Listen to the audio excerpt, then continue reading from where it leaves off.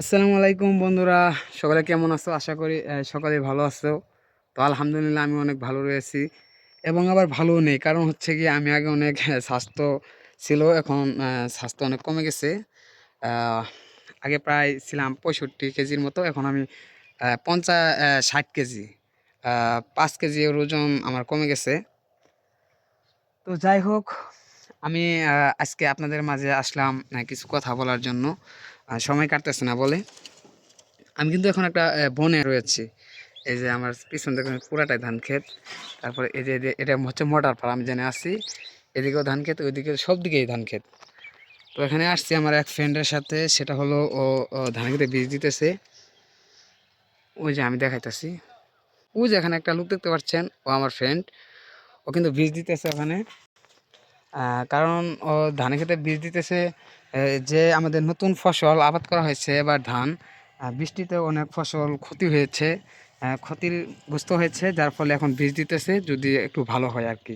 কারণ ভালো ফল না হলে আসলে কৃষকেরা বাঁচতে পারবে না। সেটা হচ্ছে এখন যে ধানের বাজার এবং দেশের যে পরিস্থিতি, এগুলো অনুযায়ী আমাদের অনেক ধান প্রয়োজন। কারণ যদি আপনার দেখা গেছে গত বছরে করাতে প্রায় 1.5 মণ করে ধান হয়েছে, কেউ 1 বিঘাতে প্রায় 30 থেকে 25 মণ ধান পেয়েছে। কিন্তু এবার যে কি হবে আসলে বলা যায় না। সেটা হচ্ছে ধানে যে আপনার পোকা দিছে, এরপরে হচ্ছে গিয়া ধানেতে যেগুলো ফুল, এই যে আমি দেখাইতেছি, ধানটা ছিঁড়া ঠিক হবে না আমার। এই যে এটা যে দেখতে পাচ্ছেন ফুল, এই ফুলটা কয়দিন আগে বৃষ্টি হয়েছে, অনেক বৃষ্টি হওয়ার কারণে, যার ফলে ধানগুলো নষ্ট হয়ে গেছে, ফুল পড়ে গেছে, আসলে দানাটা ঠিকভাবে হয়নি। আর হচ্ছে গিয়া আমি কৃষকের ছেলে একজন। তো যেতটুকু বুঝি আর কি ক্ষেতের বিষয়ে, আমি প্রায় 4 বছর ধরে আমাদের কোনো আবাদ করা হয় না ধান ক্ষেত। তো আমার ফ্রেন্ডে, আমার বন্ধু যে আজ, তার সাথে আসছে আমি বিষ দিতে, যে ধানের ক্ষেতে যে বিষ, আহ, ও ওই যে ওখানে বিষ দিতেছে। তো আমি আইছি ওর সাথে, কারণ আমি জানি না কোন কোন রোগ হলে কোন বিষটা দিতে হয়, মূলত আমি এটা জানি না। তারপর আমি আসছি, ও দেখলাম কি জানি বীজ দিতেছে। আমি দেখাচ্ছি, অ্যাক্টেড কেয়ার 300 ইসি।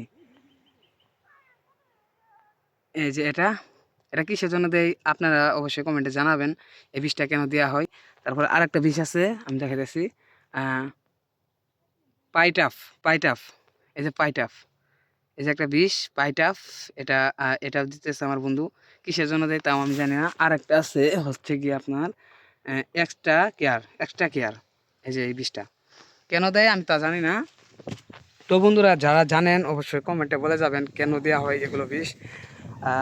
আর চ্যানেলটি আমাদের সাবস্ক্রাইব করে দিবেন। আসলে ইউটিউবে এবং ফেসবুকে আমার আসা হয় না আগের মতো, কারণ আহ, সময় দিতে পারি না। কারণ হচ্ছে কি আমি এখন একটু ব্যবসা বাণিজ্য করি।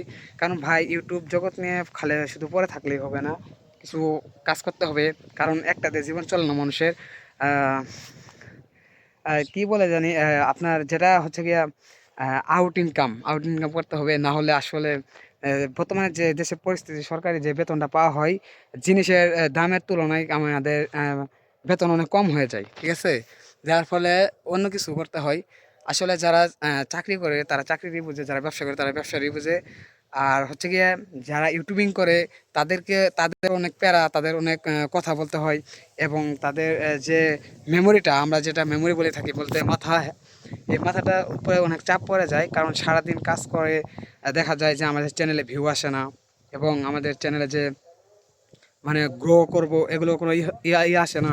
তারপরে মনিটাইজেশন, সাবস্ক্রাইবার আসে না, এগুলো নিয়ে আমাদের অনেক খারাপ লাগে যে এতদিন কাজ করতেছি।